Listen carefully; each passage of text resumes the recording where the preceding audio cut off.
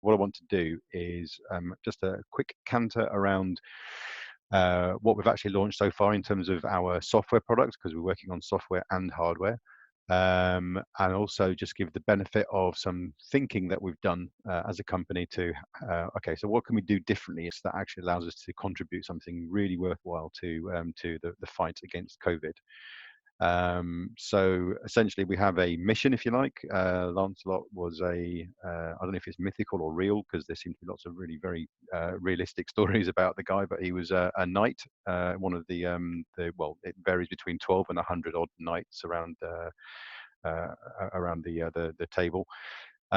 So let's see if I can get this to work. Okay, so what are we going to do with Algocyte? So we have an existing software product called Algocyte, which I'll give a brief demonstration of. But essentially, this is, I guess, without having the word "why" on it, this is the why page, but it's a much more localized why. What are we doing, or why are we doing what we're doing immediately? So official advice, and I say official as in around the world, apart from Sweden, it turns out, is to isolate people from each other, to stop or to slow down the spread of the virus around your immediate, the people that are around you. So if that's the advice, then hospitals as well are having conversations around, okay, so when do we bring patients in to do to have the follow-up consultations that the consultants are having with them. So this isn't actually necessarily about dealing with the COVID epidemic itself. It's actually saying, how do we avoid situations that allow COVID to spread? So essentially what we've been thinking about is, how can we help with the isolation story that would then help or allow patients to do some health testing at home rather than coming into the hospital. It allows the clinician, the consultant, to maybe have a remote session over the phone, or maybe a Zoom call, or some kind of communication that doesn't require the patient to be physically present with the consultant. And also, I don't know if you've heard in the story in the news just recently, but certainly in the UK, something like a quarter of frontline NHS staff are actually isolating at home, which isn't helped by the fact that the level of testing of the COVID virus itself hasn't been where it needs to be. But at the same time, it means that you've got, and just at the wrong time, just at the time that you've got a great need for needing doctors in hospitals to carry on the work that they're doing, not just in COVID, but actually the business as usual work that Kurush was talking about. You have a quarter of them not able to come into the hospital. So if they're feeling well, then actually they could continue caring for their patients if there was a way of being able to do some of this arm's length work. So essentially, what we've been looking at is, what can we do with our existing product set to help with that. Sorry, my buttons don't seem to be working. There we are. Excellent. So I guess a good place to start, because a number of you have seen Algocyte and might be quite familiar with it, but then there are actually quite a number of people who have no, they haven't been exposed to Algocyte, and now I think is the time really to start talking about what it can already do. So Algocyte is a web-based software application that, in a nutshell, it allows medical test results and other either related or maybe not related, we don't know that yet, data to be aggregated into a single patient-centric view. So I won't go any further, because I'll do a demonstration and hopefully it becomes clearer. The intention is, well, not the intention. What we've done is we've created a system that actually visualizes data in a couple of novel ways that then helps the doctor to provide healthcare to their patient. So examples of that are, for example, the immune score, which is a way of being able to, in a single measure, and a visualization, to be able to get across what the state of the patient's immune system might be at any point. So it's a little bit like the sort of the wellness score that you get as someone as a man in the UK.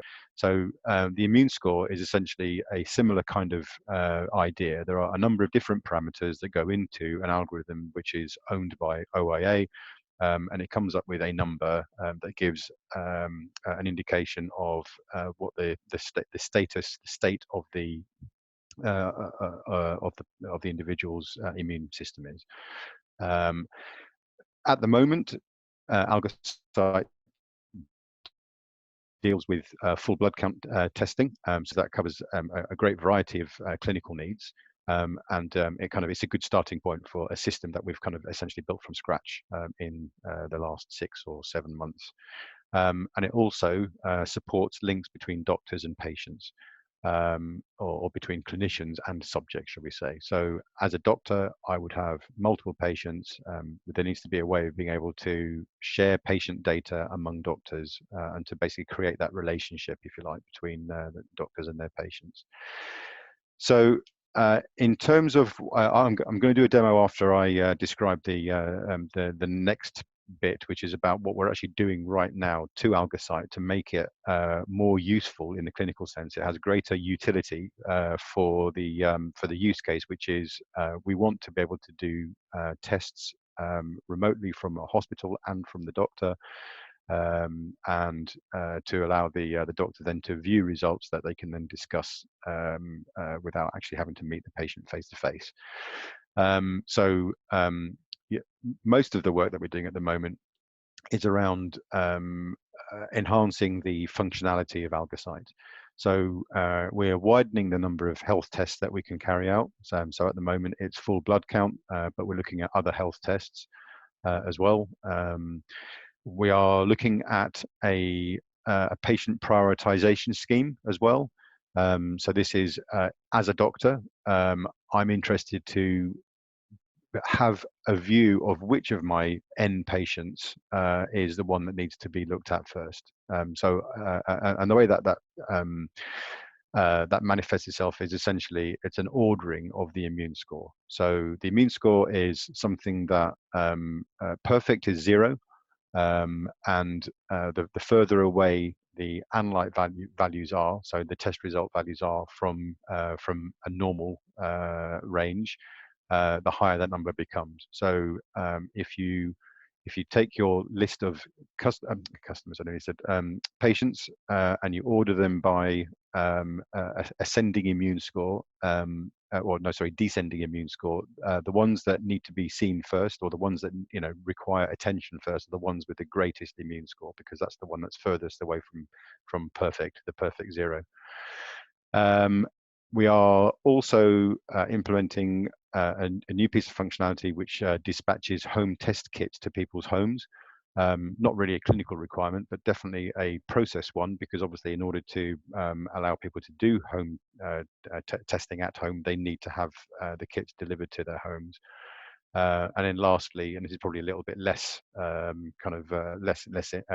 interesting, we're actually turning our software, which is a software product, into something that we can run in a production environment. So it's got all of the security built in. It's got enough power to be able to deal with sort of a significant number of concurrent users. Then on the operational side, we are building our service team.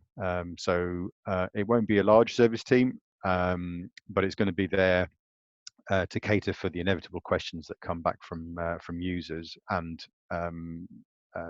touch wood, this doesn't happen, but software systems do fail sometimes. So we need to be able to respond to those failures when they happen.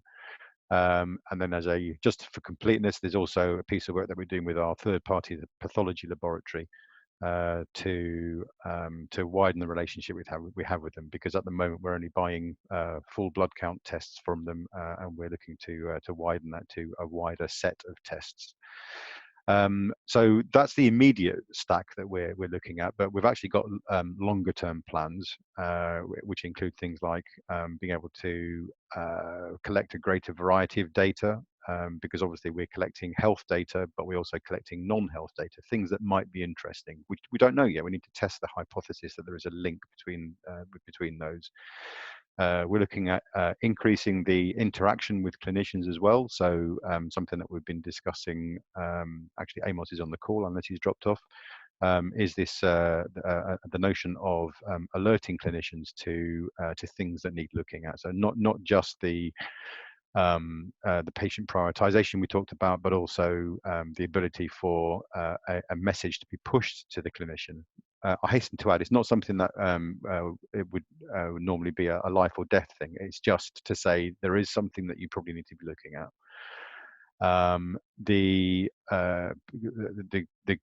I guess a big piece of longer term work is integration with our mobile health station, which is the hardware product that we're working on. That's currently in development.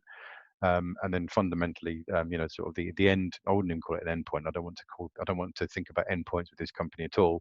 But in terms of something that we're all striving for is being able to uncover new causal relationships between things that we've got in our database. That's something else that we're also looking at. Actually, not really on my radar right now. In terms of the software development, but certainly it's being looked at by the science team. So I will now turn my attention to the demo. Okay, so we've selected John Kellett then. Okay, so for the first thing then is to have a look at the reports page just to see the kind of the kind of data and the visualizations that get shown. So so this patient has had a number of tests, and there are a number of ways in which the data is actually shown. So for a visual, there is a plot of the full blood count, which actually spans 2 graphs because a full blood count returns 13 analytes. So what we do on the first plot is we're showing the red blood cells, the total number of white blood cells, and then the 5 different types of white blood cell that make up the total white blood cell. So that's shown in the top cell. Bear in mind this is test data, so there's probably some pretty wide variations. Although I haven't said that, we've not tried to visualize real data yet. We can get real data, but just not as much as we're showing here. So Ronnie, if you could just scroll down to the next graph. It repeats the red blood cell because that's actually interesting for both graphs. But then it shows other analytes as well, including the platelets. It shows the mean corpuscular volume, which is the size of the red blood cells. It shows the hematocrit. So this in itself is useful because there are normal ranges for each of those cells, and you can see if there's a wide excursion of a particular plot, like the platelet plot, for example, in the one that you're looking at the moment. You can see there's the one with the cross that's at a 45-degree angle, the PLT, the platelet count, that's varying wildly. So that would be of interest to the clinician. So that's one way in which the data is visualized. Ronnie, if you could just scroll down to the table. So here is another way in which it's visualized as well. So obviously you can't get a sense of what the data is actually doing, but what you do get is a very detailed description of a detailed result for the platelet. For the analyte values. If you just scroll to the right hand side, the reason that there is that big gap there is because we also show tags. So this is an example of the supplementary data that we're collecting with the test data. So along with every test, we're also capturing extra information, some of which is contained in a questionnaire that's asked of the patient, but also there is a way of being able to tag a test once it's already in the system. And if you can just scroll down to the next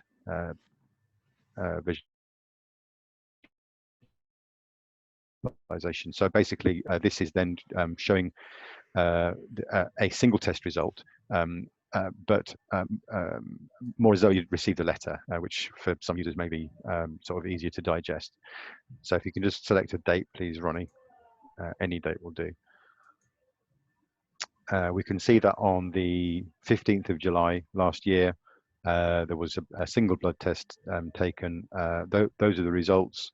So red blood cells was 4.5 times 10 to the 12 cells per liter, so 4.5 million cells per liter of blood, and so on and so on. The reference range is shown as well, so that you can tell from the number whether or not the particular analyte was in range or not. So in terms of what we're doing for Lancelot, on this particular page, we're going to be able to see the results in a similar kind of way, but for different types of tests. So if we're looking for full blood count test results, it will look like it does now. If we're looking for a different type of test, for example, liver function test, then a different set of analytes would be shown up in this view. So I think maybe the next thing to just quickly show is the dashboard view, because essentially this is quite a detailed view of the results set for the patient. The dashboard view shows the immune score, which I described a little bit earlier. So this is where we have a number that the closer it is to 0, the better the result is for that particular patient. And if you hover over one of the segments, either the green one or the red one, there should be a pop-up that comes up, and that shows why the number is actually why that segment is red. So in this particular example, if you just go over to red, thank you. The mean cell hemoglobin 26.55, where the range is 27 to 32. That's the reason. So it's out of range, which is why it's red. If you scroll down a little bit further, Ronnie, we've got the analyte. So this is the last test. So this is yet another representation of a test result. Is this? And if you hover over one of the bars, you can actually see the result as well. So the mean corpuscular volume, which is what we're just looking at. So yeah, in terms of the widening of Algocyte to include other tests, essentially there are this page, the dashboard page, and the reports page will change because we have a wider set of tests to choose from. The feature where we're going to be allowing the clinician to order tests for home delivery, that will appear on the My Patients page. So we already, if you could, Ronnie, have a look at the My Patients page. We already had a look at it's the very first one. The very first page, yeah, My Patients. Sorry. Yeah, thank you. Yeah, so this is very sparse at the moment because all you can do right now is just select the patient that you want to work with. What we've specified here is for delivery of home test kits. There's going to be a whole new functionality there for the clinician to be able to build a query that says, okay, for this patient, I want to be able to deliver a full blood count kit starting from the 15th of April to the 30th of May, and I want it weekly. So that then turns into a table which represents each row represents a delivery of a test kit, and then our back-end system, which Max is working on, will create a request file that goes off to our pathology lab, which should then request the dispatch of the kits to the patient in line with the schedule that the clinician had put into this page. So I'm just thinking, what else did we talk about? We talked about the patient prioritization, and there are a number of ways you can do this. So in terms of the quick demo, I'm sorry that the demo took less time than actually getting something to show. Apologies, and we need to kind of see what's actually happened there. It's probably on my end because you know, Ronnie is able to show something that I couldn't do from the. It's probably my machine. So essentially, that's what I was planning to go through. So in terms of the work that we're doing as a team, obviously the software team is working very hard. You know, we've got you know, we're having a lot of discussions at the more senior level to make sure that we're kind of building into Algocyte the things that will be of use to clinicians. So and that's kind of it.